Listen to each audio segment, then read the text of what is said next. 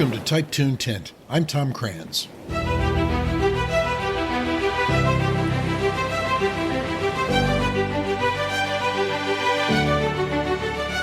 The majesty of the sea and the spray of the ocean water are almost palpable in today's episode thanks to my guest, Bob Gonzalez, whose passion for deep-sea fishing comes alive in his book, A Flicker in the Water.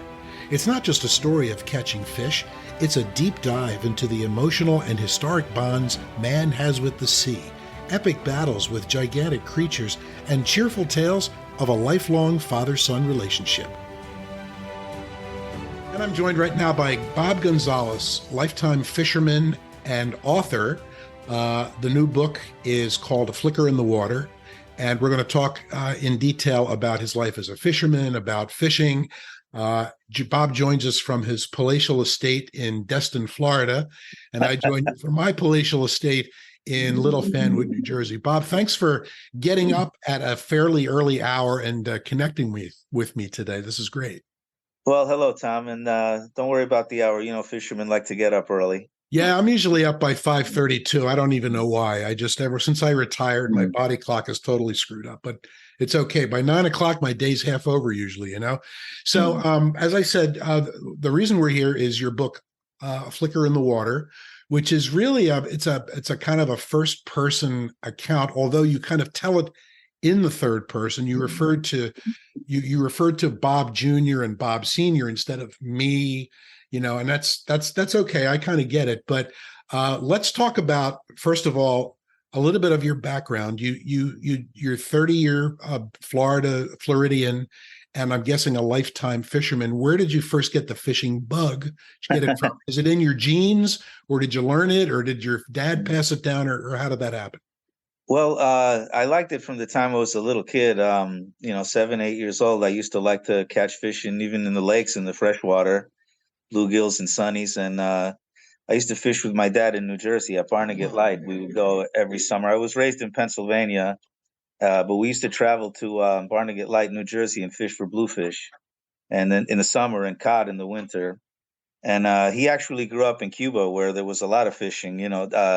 Santiago de Cuba, where they have a lot of wahoos and dolphins, and yeah.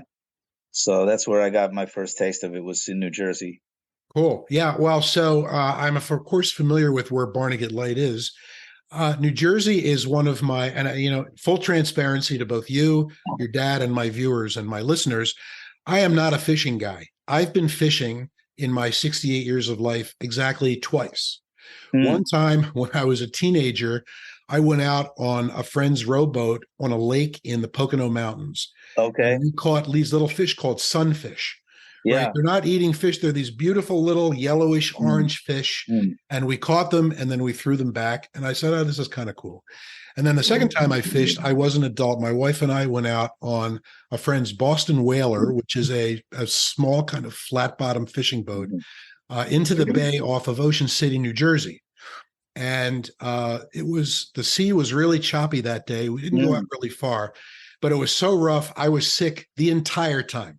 The good news is I never actually puked, but I just didn't have a great time. But my friend Steve caught this very nice sized, very ugly fish. He called it a tog. Does that mean anything to you? I've heard of them. Yeah. I think I know what you mean. Yeah. Yeah. I'm not sure. He wasn't 100% sure what it was anyway, but he caught something. And this was years ago. So that's my sum total of knowledge about fishing, other than what I've seen in movies and on TV. To me, deep sea fishing, I think of the film Jaws. And, I saw a couple of parallels in your book, the whole idea that you're fighting with this large beast and maybe you're going to get him and maybe he breaks away. So what I liked about A Flicker in the Water is that it talks about more than just kind of the catching of the fish. It's about being out with nature. It's being on the sea. It's appreciating things like, the fact that you're out there, the fact that we have this incredible natural resource. And I'm guessing that's part of the lure for you as well, correct? Oh, yeah, definitely. When you're out there on the ocean, it's just you and the sky and the water. And there's something very soul satisfying about being out there, for sure. So you're primarily a deep sea fisherman, correct? Primarily, yeah. And so that means you go out into your home port is Destin, Florida, which is Florida Panhandle, if I'm not mistaken, correct? Right. what I know mostly about Destin is when I worked in the news business, the Destin was often the bullseye for a hurricane. Hopefully, you don't Mhm. have any of those this year. But you write a lot about going into the Gulf. You see like the big oil rigs in the background, and you go out far enough so that you don't actually see anything. All you see is ocean all around. What's that like, especially in the early days? Is that scary at all? It doesn't phase me at all. I know a lot of people don't like that. They like to be able to see land from where they are, but I don't know. To me, you have your instruments, your navigational tools, your compass. You don't really need to see the land. It doesn't bother me at all, really. And A Flicker in the Water is your second book, as I understand, correct? Tell us Mhm. about your first book. What was that called and what's it about? It's Eagles Claws for Freedom's Cause. It's basically about happenings in our country and about politics and things like that. So I wanted to do a little bit different one this time and do about nature and fishing and that sort of thing. Yeah, good. And so I've seen on your website, I've seen that you've been on some other interviews and podcasts, and you do Hmm. spend a lot of time about talking about kind of harnessing happiness. And that's my short, Yeah. yours. But it sounds like you found, in fishing anyway, you kind of solved that to some extent. Yes. Well, it's something I love to do, although I have had my experiences, like you say, where I've been tossed around. In fact, the other day I felt like a piece of loose change in the washing machine. It was so rough out there. Really? Yeah, yeah, that happened like a week ago, and I get a little woozy myself, but it's never stopped me from going. When I was a kid, I got sick a few times, and I still went, and we still had some great catches some of those days. What do you do for work? I have a small business. In fact, that's why I came here to Destin originally. I make the soft pretzels, the hand rolled soft pretzels in a Oh, mall. really? Yeah, yeah. And with the name of the store is the Pretzel Twister, so I named the boat the Twister. We have to talk offline because I make German soft pretzels. Okay. I make them from scratch and I hand Hmm. roll them. What a pain. Hmm. But I do Yeah. it. I hand roll them and I form them. And man, they come out. I mean, the recipe I use is fairly basic. I mean, it's Mm. basically water and yeast and Yeah. flour and a little bit of Yeah. salt, a little bit of sugar. Yeah. It's Yeah. all in, the Yeah. kind of rise you get. But I think that's really, boy, talk about a small world. You make pretzels, huh? So now I Well, got to yeah. come to Destin and try one of your pretzels. Yeah. Damn. So you're not talking about fishing. We're talking about pretzels. So we swish pan back to your other life. Yeah. So you said that you have your family has Cuban roots. Your dad was born and raised in Cuba. When did he come here? And were you born there as well, or you were born here? I was born here in New York. Okay. And how long's Yeah. your dad been here? He came here around age 14 and he's been here ever since. I don't know if he'd want to admit this. He's 82 now. But he's been here since about age 14. And you guys still fish together? Yeah, we just went last week. We caught some snappers and some groupers and a couple other kingfish and a tuna. Father and son fishing seems to be one of those iconic I guess father son events that it's like having a catch with your kid. It's just Yeah. one of the ultimate ways of father and son to bond. And you've Mhm. been doing it all your life, pretty much, right? Pretty much. Yeah. Yeah. Yeah. He got me started early. When I was a kid, I went with him a lot and we could just continue doing it. All right. So you sent me a couple of pictures, and I want to talk Mhm. about this one picture about this fish called the fish you call marble eye. Amberjack. Amberjack, right. Here's this picture that's in your book. And it's also mentioned, I think Mariel Hemingway mentions it in your forward. By the way, we have to talk in a minute how you got Mariel Hemingway to write your Yeah. forward. We'll get All to right. that. But there's this picture of you and your dad on the deck of the boat, the Twister, and you've got this amberjack hanging on a hook. And that sucker's like as big as you are. Yeah. So that's Yeah. a typical size for that fish, or what's the deal? No, that was a really big amberjack. They don't get that big very often. That was a once in a lifetime amberjack catch. So how long did it take you to reel him in? About 45 minutes. Oh, really? Yeah, he made multiple runs. See, when you fish for amberjack, you fish for them off the bottom. And this one was caught on the bottom. After he played with the bait a little bit, and you could tell there was a fish down there, but we weren't sure what. And all of a sudden, he just knew. After he knew he was hooked, he went on this tremendous run.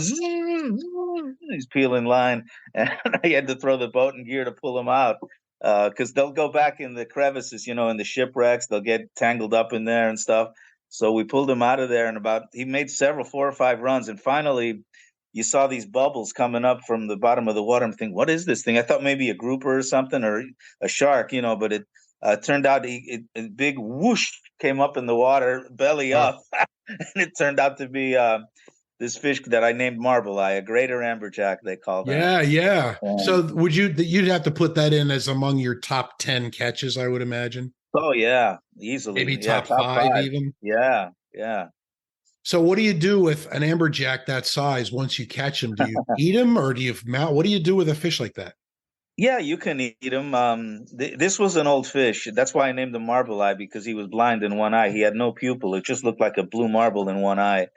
And yeah, so we did take them to the fish market, though. They're edible. They're very good too. So you take it to a fish market and they buy it, or they butcher it, or they sell it, or you get it back, and eat it yourself, or what do you do? No, they buy it and then they distribute it to restaurants and things. And so that's what you do with the fish you catch in general. You sell them to other people. Well, we eat most of our own. Most fish aren't that big, so we usually catch 10 to 20 pound fish, and we eat those most of the time. But fish like that we could take to the market and then they distribute them. Yeah. I got it. So I go back to, and forgive me for invoking the cliche of Jaws again, but there's that one scene when they got the lines in the water, and Quint is yelling and screaming at Richard Dreyfuss, and suddenly he sees the line jerking, and he hears it go boom, and then just like you just described, suddenly it goes zoom, and the line starts heading out, and that means he's caught.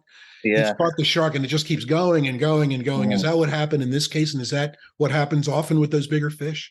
Oh yeah, that happens all the time with the big fish. They don't give up very easily. You have to fight them a long time sometimes before they subdue. Well, so that must be a rush of adrenaline when you hear that, when you see that. That's like, game on, baby. Yeah. Oh yeah, there's nothing like it. The adrenaline rush is unbelievable. In fact, I said in the book, I couldn't even form coherent thoughts for like a week after that. What is the longest you've ever fought with a fish?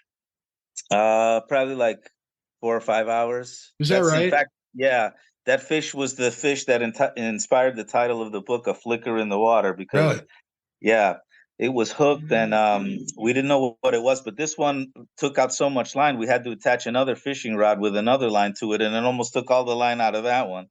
So I tell the story in the book on this one. This was a big, massive tuna. But yeah, we fought this one for 4 or 5 hours. Wow. And so do you take turns then, or do you actually, is it just one guy sitting there for 5 hours and then you collapse in sheer exhaustion, or what do you do? Well, everybody has a different job to do. You have your rod guy. I mean, you can switch, but if you're after record-breaking fish, not saying we were, but if you happen to catch one, they won't accept it unless it's one guy on the rod. You can't hand over the rod. In fact, they're not even allowed to touch the rod for it to count. Really? So yeah, they have really strict rules in the IGFA on record fish. So if you're ever out there and you hook a big one, don't let anybody touch that rod. No kidding. So, I had no idea. Yeah. See, all I've learned in the last 13 minutes here. All right. So we're going to get into more about why you decided to write a book and how you write and all that stuff. We'll get into that in some detail. But first, we're going to take a little break, and I'm going to do some shameless self-promotion for one of my books. We'll be back in just a minute, folks, with Bob Gonzalez. We failed to halt the Earth's slow death due to climate change and environmental apathy. The planet's temperature rose 7 degrees, causing epic storms, fires, droughts, and tides that ate away at our shores. Now in the year 2212, food is manufactured. Coffee and cars are illegal. The people who are left live in cubes, and the Earth is covered with bubbling lakes of a black, toxic brew. Two 23rd century rebels find a way to travel back in time to our century to stop the poisoning in its tracks and the arrogance that made it possible. Their mission is complicated by fear among their 21st century hosts and the murderous ways of one of the rebels. Read Time Travel Rescue, the sci-fi adventure called Unique and Original by Publishers Weekly. Time Travel Rescue by Tom Kranz, available on Amazon.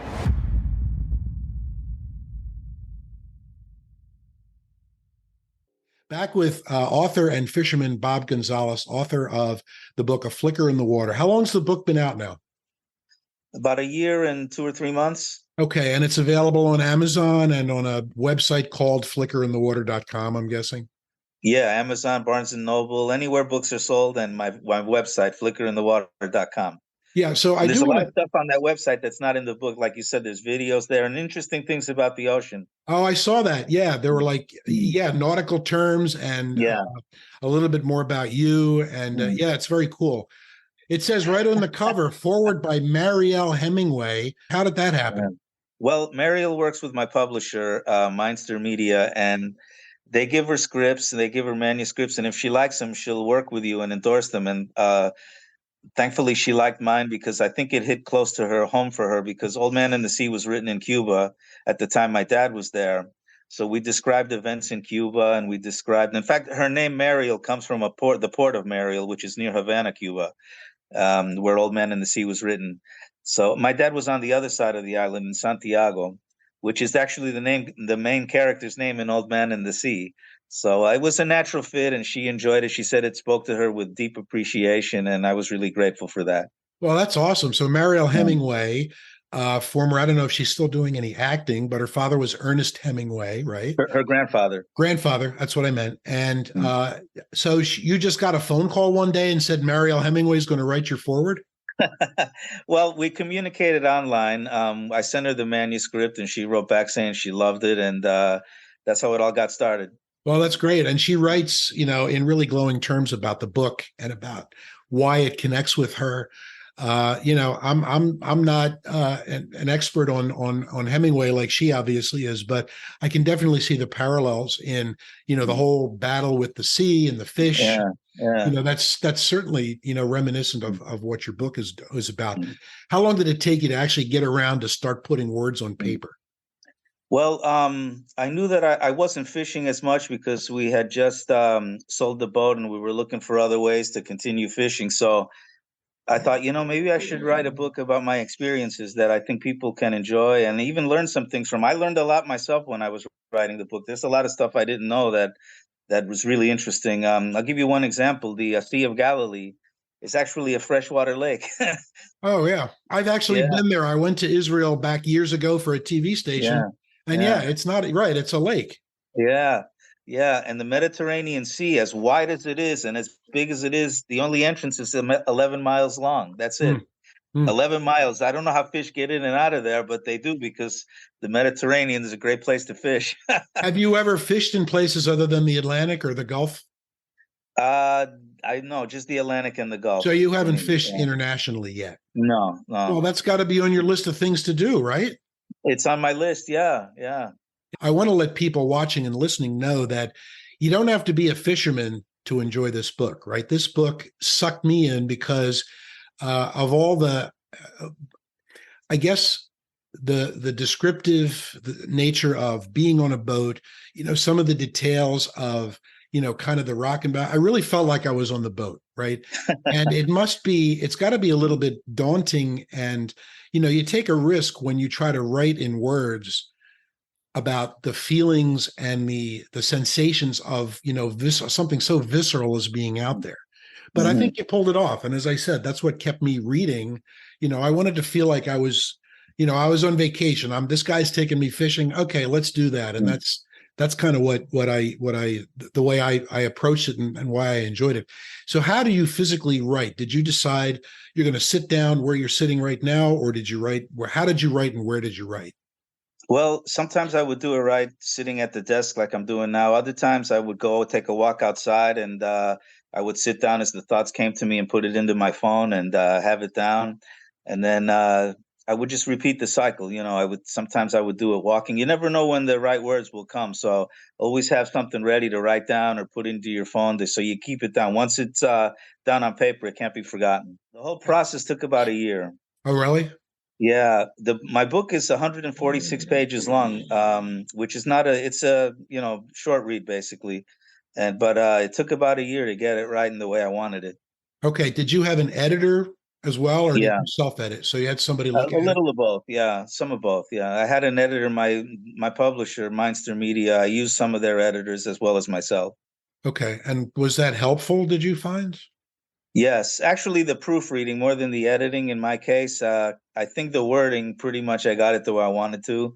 But the proofreading was definitely helpful. Definitely.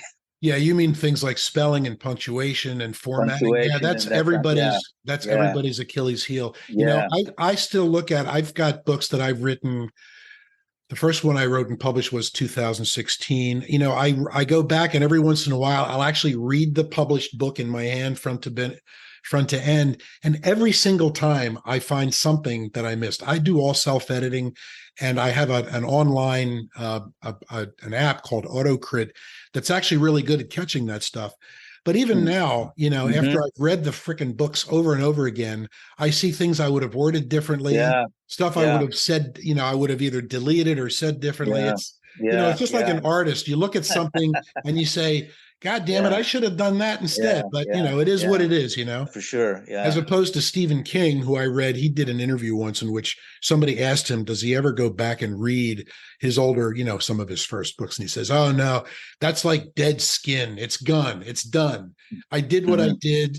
I'm moving on to other things. It stands the way it stands. So, I guess you can agonize forever over your books, but why? Do you think you're Yeah. going to write again? I write another book?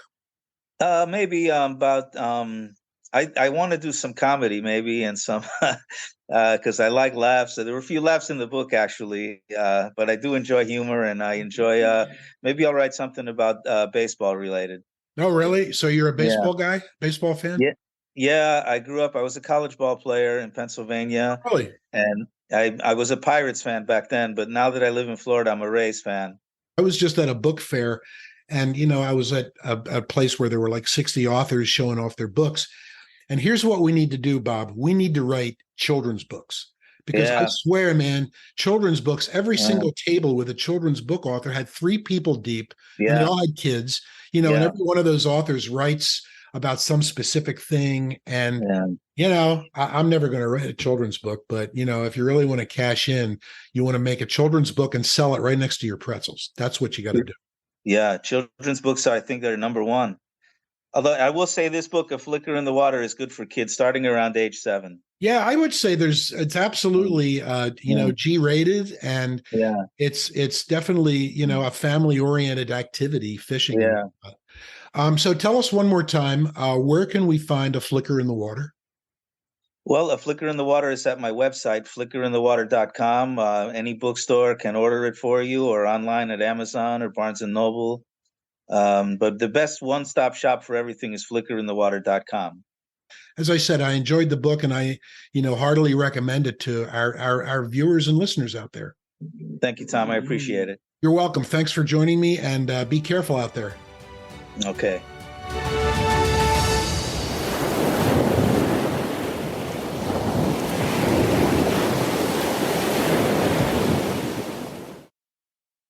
Hi, folks. Tom Krantz here. I appreciate you tuning in to my podcast, Type Tune Tint, and I especially appreciate those of you who have subscribed.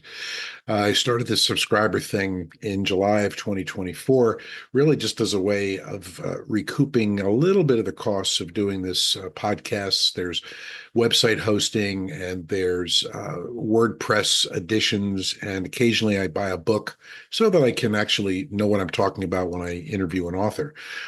You can subscribe to this podcast for as little as $3 a month. Comes off your credit card automatically, and for $3 a month, you get the satisfaction of knowing that you're helping keep this podcast going. I'm in my 5th year now, but also I will occasionally offer exclusive content just for subscribers.